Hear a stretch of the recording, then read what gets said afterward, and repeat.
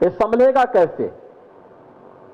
लेकिन भारत के अतीत को देख करके हमें एक प्रेरणा प्राप्त होती थी कि नहीं, हम कर सकते हैं, हम इसको ठीक करेंगे।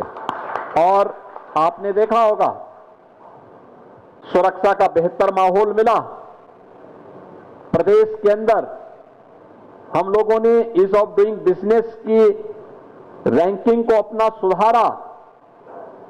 उत्तर प्रदेश के अंदर हम लोगों ने प्रदेश के अंदर न केवल खेती किसानी को बल्कि सर्वाधिक रोजगार का सृजन करने वाले वस्त्र उद्योग को भी और एमएसएमई सेक्टर को भी जब पुनर्जीवित करना प्रारंभ किया। और हमारी असली ताकत क्या है? मैं भौचकता कि पहले से उस प्रकार के क्लस्टर हमारे पास मौजूद थे। दुनिया उसमें विकसित काफी आगे बढ़ी, हम आगे नहीं बढ़ पा रहे थे। और उन्हीं बातों को लेकर के हम लोगों ने उस समय, मैंने एक कमेटी गठित की थी, उस कमेटी ने मुझे रिपोर्ट दिया था। मैंने पूछा कि भाई देखो, अलग अलग जनपद में हमारे पास अन्य क्या संभावनाएं हैं, तो लोगों ने मुझे फिर रिपोर्ट दी थी। उस समय एक इंडिपेंडेंट कमेटी मैंने बनाई थी, जिन्होंने मुझे रिपोर्ट दी थी कि हां, भदोई में कालीन का क्लस्टर है, उसको हम आगे बढ़ा सकते हैं। ऐसे ही मुरादाबाद में ब्रॉस का है, आप आगरा और कानपुर में आएंगे लेदर का है, मेरठ में है, आपको स्पोर्ट्स आइटम वहां पे मिल सकती हैं। आप मुबारकपुर में जाएंगे तो वहां पर भी आपको अलग तरीके से कार्य मिलेगा, देखने को मिलेगा। और ढेर सारे लोग स्वतः रोजगार को सृजित करके स्वावलंबन के पथ पर अग्रसर हैं, केवल गवर्नमेंट को थोड़ा सपोर्ट उनको करना है।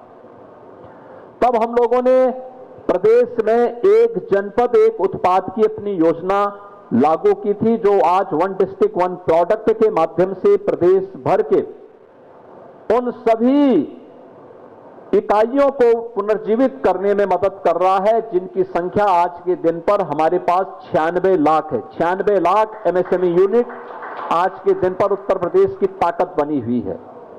और ये 96 लाख एमएसएमई यूनिट में हमारे पास 2 करोड़ से अधिक लोग सीधे सीधे रोजगार प्राप्त कर रहे हैं। 2 करोड़ का मतलब सीधे सीधे 2 करोड़ परिवार, एक परिवार में अगर 5 सदस्य भी हैं तो 10 करोड़ लोग सीधे सीधे इसके माध्यम से आर्थिक स्वावलंबन के पथ पर अग्रसर हुए हैं।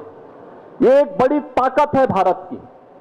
और उस ताकत को आगे बढ़ाने के लिए उत्तर प्रदेश आज जब प्रयास प्रारंभ किया है, मुझे याद है 14 के पहले और 17 के पहले की भी स्थिति इस भदोई और आसपास के क्षेत्र में किस प्रकार से एक प्रकार की वीरानी सी छा रही थी। और केवल ये यहां की कहानी नहीं है, आप फिरोजाबाद के ग्लास उद्योग को जाइए देखिए, आप मुरादाबाद के ब्रॉस के उद्योग को आप देखेंगे, अलीगढ़ के हार्डवेयर के उद्योग को अगर आप देखेंगे, आप मेरठ के स्पोर्ट्स के उद्योग को देखेंगे, गोरखपुर का टेराकोटा, ये सभी लगभग मृत प्राय सा हो रहा था। वहां पे वीरानी छा रही थी, लोगों में हताशा थी, निराशा थी।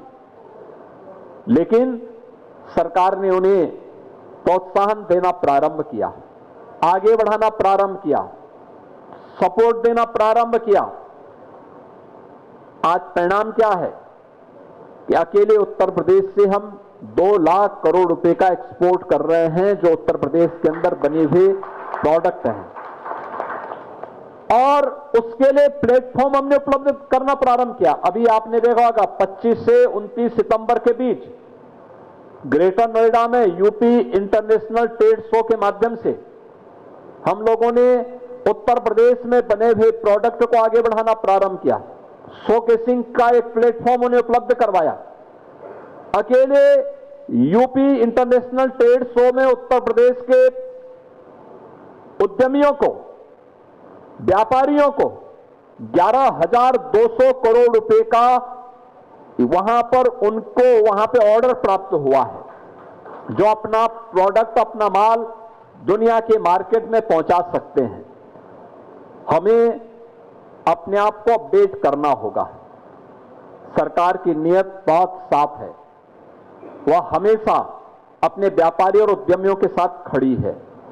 हमने उत्तर प्रदेश के अंदर